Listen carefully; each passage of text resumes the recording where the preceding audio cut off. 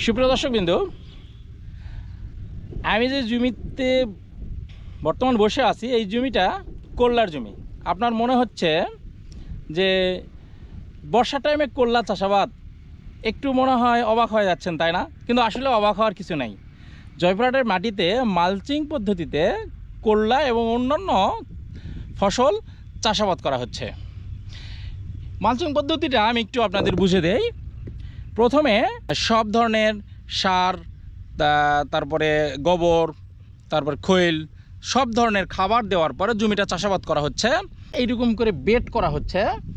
Bed করার পর এই বেডটা আবার অনেক ভালো মানের পলিথিন বা পলি দিয়ে সুন্দর করে ঢেকে দেওয়া হচ্ছে, যাতে বর্ষার পানিটা পড়লে আমাদের ঘরের যেমন টিন আছে না, ওই টিনেতে যেমন পানি পড়লে পিছলে চলে যায়, ঠিক সেই রকম এই পলিথিনে যখন পানি পড়বে পিছলে চলে যাবে। আর এই ঠিক এতটুকু জায়গা ফাঁকা রাখা হয়েছে, আর সেখানেই বীজটা রোপণ করা হয়েছে। আর সেখান থেকে চারাটা বড় হয়ে যাচ্ছে, কোনো ঝামেলা ছাড়াই ফসলটা হয়ে যাচ্ছে। আর একটা কথা, এই পদ্ধতি ব্যবহার করলে আপনি সারা বছরই যে কোনো ফসল চাষাবাদ করতে পারবেন। জানি না আপনি আমার ভিডিওটি কোথা থেকে দেখতেছেন, যেখান থেকে দেখেন, আপনি যখন এই মালচিং পদ্ধতি ব্যবহার করবেন তখন অবশ্যই আপনার আশেপাশে যারা মালচিং পদ্ধতি ব্যবহার করে সফল একজন কৃষকের কাছ থেকে পরামর্শ নিয়েই কিন্তু আপনি মালচিং পদ্ধতি ব্যবহার করবেন এবং এই পদ্ধতি ব্যবহার করে আপনি চাষাবাদ করবেন। আর এই চাষাবাদ করে আপনি সারা বছরই আমাদের কৃষিকে একটা ধাপ এগিয়ে নিয়ে যেতে পারেন। আপনি কৃষির সাথে থাকুন, আর আমি আপনাদের সাথে অবশ্যই আছি। আপনারা যখন কোনো নতুন কিছু আবিষ্কার করতে পারবেন অবশ্যই আমাকে জানাবেন, আমি এই বিষয়টা প্রচার করার দায়িত্ব নেব ইনশাল্লাহ। সুপ্রিয় দর্শকবৃন্দ, আমি তরমুজের একটি ক্ষেত দেখিয়েছিলাম, যে ক্ষেতে মালচিং পদ্ধতিতে তরমুজ চাষাবাদ করা হচ্ছিল। আজকে আমি যে করলার জমিটি দেখাচ্ছি, এটা মালচিং পদ্ধতিতে চাষাবাদ করা হচ্ছে। আচ্ছা, মালচিং পদ্ধতিতে চাষাবাদ এটা অনেকের কাছে নতুন মনে হচ্ছে। যাদের কাছে নতুন মনে হচ্ছে, আপনি অবশ্যই একজন সফল কৃষকের কাছ থেকে এই মালচিং পদ্ধতি সম্পর্কে জেনে মালচিং পদ্ধতি ব্যবহার করে আপনিও চাষাবাদ করতে পারেন। আরেকটা কথা, আমি সমস্ত কৃষক ভাইদেরকে একটা কথা অনুরোধ করব, যে আপনারা অবশ্যই নতুন কিছু আবিষ্কার করলে, নতুন কোনো পদ্ধতি বা নতুন কিছু জ্ঞান আপনার কাছে থাকলে আমাকে এ বিষয়ে অবগত করবেন। আমি আপনার এই জ্ঞানটা আরও 10 জনের কাছে প্রচার করার দায়িত্ব নিয়ে নেব ইনশাল্লাহ। যদিও আমার ভিডিওটি আপনার কাছে কেমন লেগেছে জানি না, তবে আমার কাছে এই মালচিং পদ্ধতি অনেক ভালো এবং অনেক চমৎকার লেগেছে। মালচিং পদ্ধতি দিয়ে যে কোনো ফসল আপনি ফলাতে পারেন। আমার পিছনে কয়েকজন কৃষক ভাইকে দেখতে পাচ্ছেন, তারা মালচিং পদ্ধতিতে করলার একটি ক্ষেত তৈরি করেছে, সেই কাজে ব্যস্ত।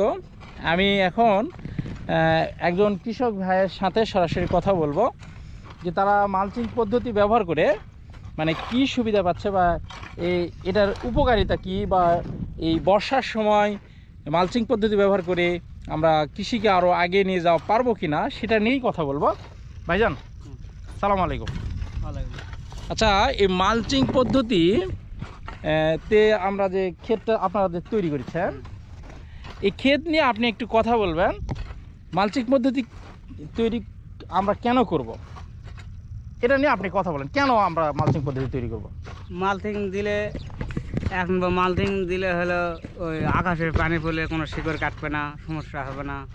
মালচিং দিলে গাছ হলো কুঁকড়ি লাগবে না, গাছের বার বেশি, সার কোনো নষ্ট হবে না। আর মালচিং দিলে তোমার হলো 3টি করলে বেশি হবে। মালচিং দিলে ফলন বেশি হবে।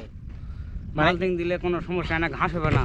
এখন কথা হচ্ছে যে বর্ষার সময় পানি বাঁধে থাকে আমাদের ফসল নষ্ট হয়ে যায়, এটার তো আর ভয় নাই না। মালচিং দিলে কোনো বসারও ভয় না, পানি বাঁধে থাকলে কোনো ভয় নাই। মানে ড্রেন দিয়ে পানিটা নিষ্কাশন হয়, বাইরে চলে যায়, তাই না? আচ্ছা, তাহলে মালচিং পদ্ধতি আপনি ব্যবহার করে আবার এর আগে করেছেন না এটাই শুরু? না, এর আগে করেছি। এর আগে করে আপনি সফল? হ্যাঁ, সফল পাচ্ছি। যাক, তাহলে আপনার এটাতে কি আবাদ করবেন? এই জমিতে করলা চাষ করবেন। করলা ছাড়া আর কোনো ফসল চাষাবাদ করা যায় না মালচিং পদ্ধতি ব্যবহার করে?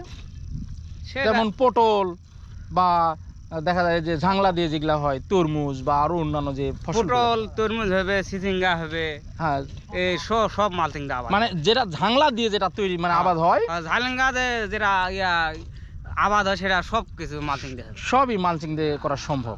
আচ্ছা কদু হবে, লকুচ হবে। আচ্ছা আচ্ছা তাহলে 1 বিঘা জমিতে মালচিং করে কতটা খাবার দেওয়া যায়, এই খাবার সম্পর্কে কি আপনার কোনো মানে আইডিয়া আছে? হ্যাঁ, আইডিয়া আছে তো। এই আবাদ কল্যার জমিতে আমি 1 বিঘা জমি মালচিং পদ্ধতিতে চাষাবাদ করব, হুম। আমি কতগুলো খাবার দিব, কি কি দিব? আমি মালচিং আবাদ করে 1 বিঘা জমি 4 মণ সার দেই, তার মধ্যে বরুণ দেই, দস্তা দেই, তার মধ্যে হলো মেলা ধরনের জিনিস দেই, জিপ সার দেই, এই মিলে 10 কেজি দেই, দিয়ে 4 মণ সার দিয়ে আবাদ করে মালচিং সার দিই। যাক, তাহলে আপনি তো আপাতত সফল। হ্যাঁ। ধন্যবাদ ভাই আপনাকে।